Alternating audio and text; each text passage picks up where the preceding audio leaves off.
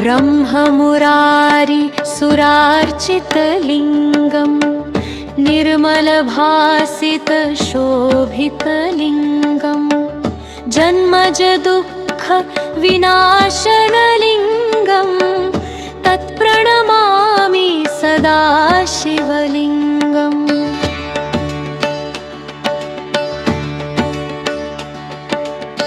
देवमुनिप्रवरार्चितलिङ्गं कामदहन करुणाकरलिङ्गं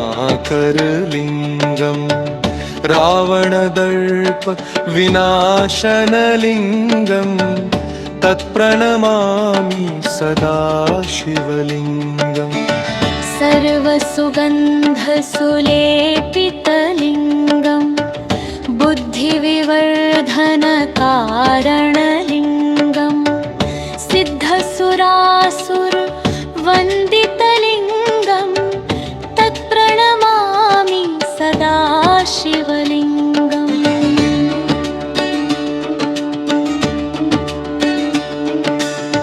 कनकमहामणिभूषितलिङ्गं फणिपतिवेष्टितशोभितलिङ्गं दक्षसुयज्ञविनाशनलिङ्गं तत्प्रणमामि सदा शिवलिङ्गम्।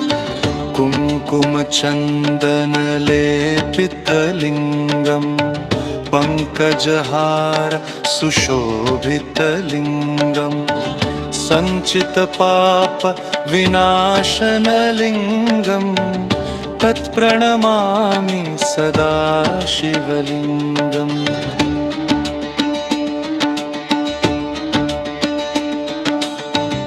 देवगणार्चित सेवितलिङ्गं भावैर्भक्तिभिरेव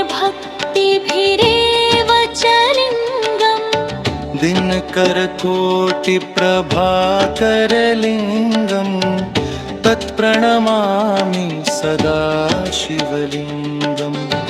अष्टदलोपरिवेष्टितलिङ्गं सर्वसमुद्रवकारणलिङ्गम् अष्टदरिद्रविनाशनलिङ्गं तत्प्रणमामि सदा शिवलिङ्गम्।